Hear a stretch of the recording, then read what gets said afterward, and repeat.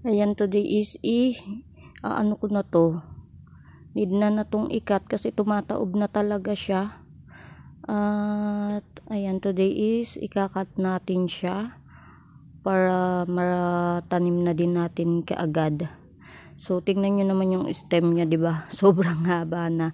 Kaya pag hindi siya nakasabit is tumataob siya. So ikat na natin. Hahabaan ko. Ayan, dito ko siya ikat. Habaan ko siya. Ayan dito. Ayan, sobrang laki niya, diba? At pumaling-paling na. Ayan, tabi ko lang muna to kasi pag binaba ko dito is maano siya, maglalaga siya. So dito ko sa gilid, and ito pa sobrang haba. Yan, cut na natin dito.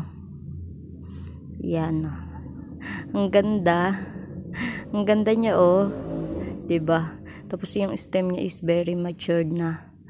So ayan, ang ganda ni Purple Delight talaga, lalo na pag pink na pink siya, purplish. Ayan, so tabi natin dito sa mga katabi ng mga orchids, and ayusin ko lang siya dito. Tapos etong isa, ayan, cut na din natin siya. Sana magbigay to ng babies yung pinagkatan natin. Ayan, diba? Kasi bumubuwal na So ayan, need na talagang ikat. Nakapaling na yung stem.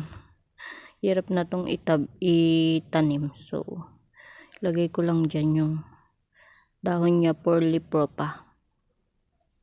So ayan, pinatong ko na siya dyan kasi tumataob. Pag binaba ko naman sa lamesa is nakasayad. So ayan, lagayan ko ng soil yan. So ito naman, ayan, may 3 siyang babies. Tapos may maliit pa dyan. Ayan, natanggal. May maliit pa siya dyan. Nilagay ko lang yung ibang dahon dyan. Tutubo na yan. So ayan, sana magbigay pa to sa pinagkatan natin. And eto naman, ayan, ang payat niya na. Tapos ang haba. So ikakat ko na din siya. Ayan, diba? Pinatuyo ko talaga yung soil niya kasi umuulan pa rin. So ayan, itinabi ko siya at pinatuyo yung soil para talagang maikat ko na siya. Ito is 3 din siya. Ikakat ko. Ayan, ang hahaba na ng stem. Tapos ang papayat, kaya replant natin siya or i-cut. Ayan, sana is magbigay din to ng baby. Ayan, payat, diba? So ayan siya, tira ko yung isa para meron naman diyang nakalagay.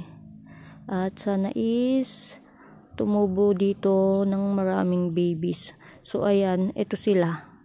Air dry ko dyan. Ayan. Diba, maganda yung lagayan ko yan. So tsaka muna sila ilagay para hindi mabunggo-bunggo. Ayan sila. Nilipat ko sila dito sa may plant rack para mahanginan sila. Mahangin kasi dito. So ayan, dito sila. Ang ganda, diba?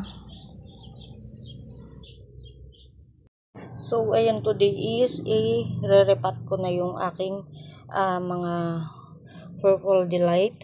Ayan, pinuha ko na sila doon and natuyo naman. Hindi ko nahintayin na mag-roots, basta matuyo sila. Ayan, kinabukasan is i-re-repat ko na. Then ayan, meron ako ditong mga soil ko ito. Ayan, dadagdagan ko na lang. And ito yung gagamitin kong soil. Ayan, clam soil, pumice stone, then may rice hull.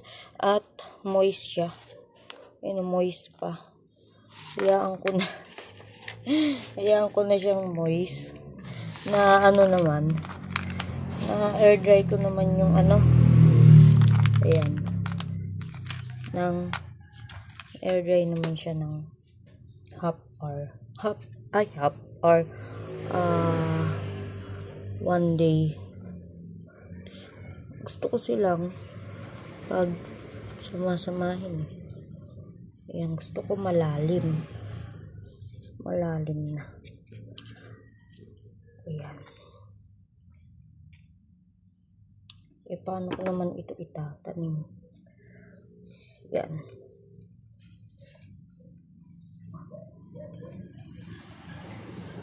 Lagay ko muna. Ayan, i-ano ko muna ito. Lagay ko muna ng soil doon sa dulo. Pag samasamahin ko pa rin sila, maputla yung color. And maano siya. Ayan, may stick ako dito. Ito kaya. Hirap naman ng ano na to. Position na to. Tanggalin natin yung ibang leaves. Yan. Inubos na natin ang lutong. So, ayan. Kita nyo ba?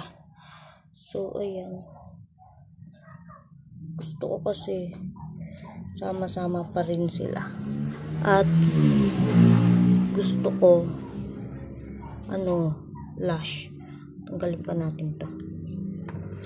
So, ayan. Ano ba to? Bigyan.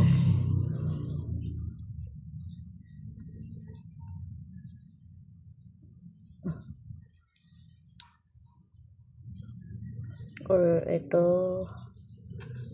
ilagay ko. Wait lang. Tatakpan kasi siya eh. Ano ko to? Usog ko to. So, ayan. Ayan. Ano pala siya? So, ayan. Ganyan pala. Ayan. Ako muna ng stick. So, ito dito. Yan. Perfect.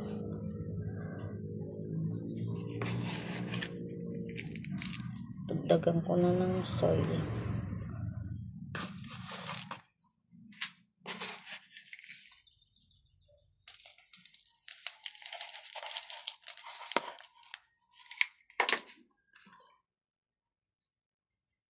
Ito pala dapat yung stick. Then, dito yung isa. So, ayan.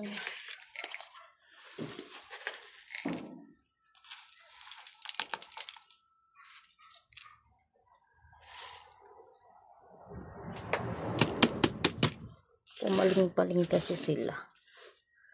So, ayan na. So, natin.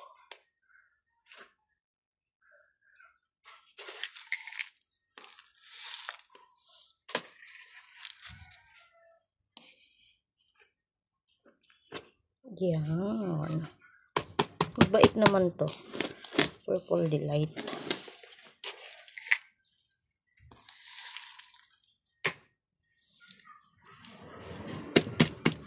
Sana lang talaga bumait siya.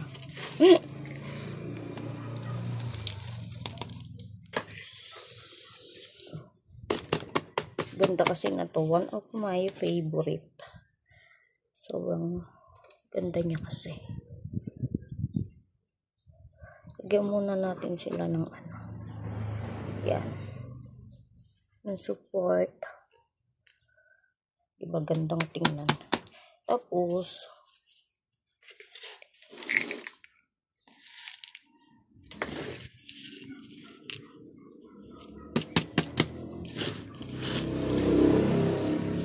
okay na siguro yan. Yan. Tapos, ilalagay ko yung sa mga space. Ayan. Yung mga dahon na tinanggal natin. Kasi, pwede yan for leaf propagation at madali lang itong tumubo. Lakas ng hangin na. So, ayan. Lagay natin dyan yung iba. Yan. Para pag tumaas, yan, merong mga baby dyan sa loob. Yan.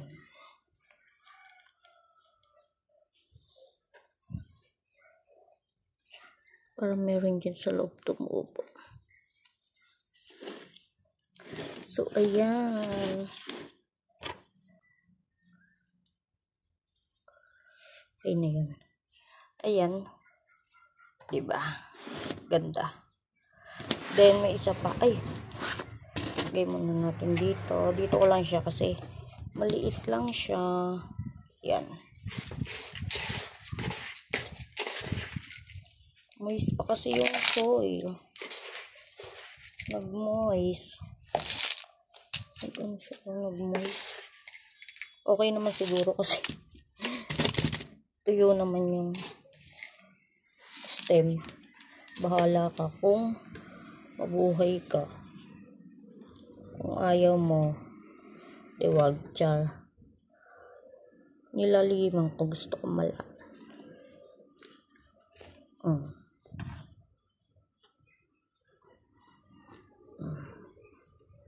Ito naman yung tatlong magkakasama din. Nakinat ko. Tapos yung tatlong malalaki. Yun, magkakasama din sila.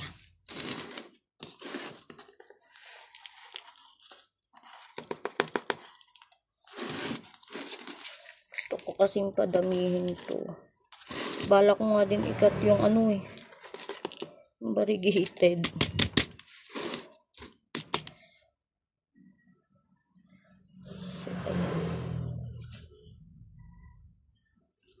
Para kasing hindi na healthy dun sa